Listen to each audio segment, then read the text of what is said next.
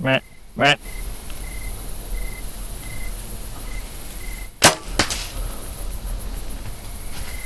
Listen now. Where's she at? Right back here, she went down. Just listen. Was she getting wobbly? Yeah. Hey everybody, I'm Jake with the Hunting Public. And tonight, me and Ethan, we shot a doe. We just kind of wanted to walk through what the follow-up steps after shooting a deer are. So we're going to walk you through some of the steps that we take after taking the shot on a deer. First thing you're going to want to do is immediately after the shot, just watch where the deer goes. Try to read his body language, and that can tell you a lot about the shot sometimes.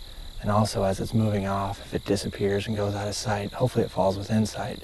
But if it disappears out of sight, try to make a marker on where you last saw the deer. So we're filming, so we have footage, but what we'll do a lot of times is take a picture on our phone from the tree stand and kind of point at the last tree we saw it go by, or maybe a bush we saw it go by. And that can really help you out, especially if you're having trouble finding blood. It'll give you a really good sense of direction on at least a good place to start.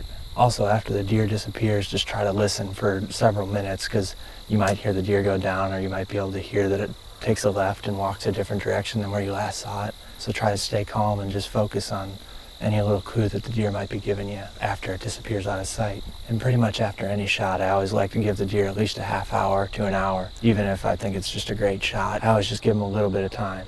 And what we're going to do now is, this is the first thing we're going to do after we shot the deer. We're pretty sure we watched it go down 20 yards away, but we're just going to go check the arrow, see what kind of blood's on it. This is the spot of impact right here, so we're going to start looking for blood. And we got footage of it, so we know we made a pretty good shot. And the deer's down right there, but that might not always be the case. You really want to study your arrow and study the blood trail, and that's going to tell you how much time you need to give the deer maybe. So we're going to go check out the arrow, and hopefully it's full of bright red blood. Something that's really important to me is shooting a lighted nock. Not just for the video's sake for us, but also just to find my arrow after the shot. We didn't even really have to look. It gets dark out. And I mean, you see this orange thing glowing over here, so we know right where our arrow's at. And that's going to tell us a lot about the shot. And you can see it's got bright red blood on it. It was a clean pass through. Arrow looks really good. So it's been about an hour now. We're going to take up the trail right away here, just because we're pretty confident the deer's dead. But a lot of times your arrow is going to be an indicator of how long you should wait to follow up and track the deer. But we're going to take up the blood trail now, and hopefully she's laying over there, 20, 30 yards away. All right, so a lot of times when you're tracking deer, you'll get a ways down the trail and they'll make a weird turn. And sometimes it's hard to tell, if blood's not great, which way the deer is actually going. You might kind of get turned around and start following the blood trail backwards. An easy way to tell which direction the deer's going, especially if they're running, if you find blood, a lot of times there'll be some splatter from where the drops hit the leaves or whatever you're finding the blood on.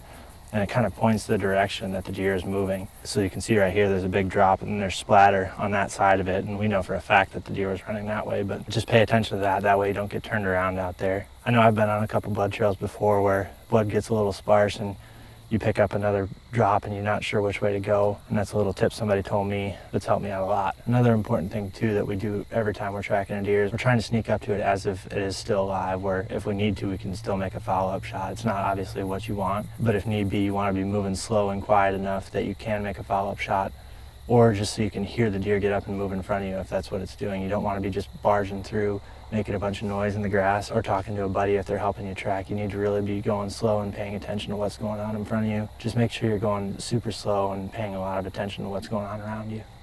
All right, well, we found the doe. She didn't go far like we kind of expected, but hopefully some of these tips help you with tracking deer this fall. But just remember to pay a lot of attention initially right after the shot and really approach with caution as you're tracking the deer.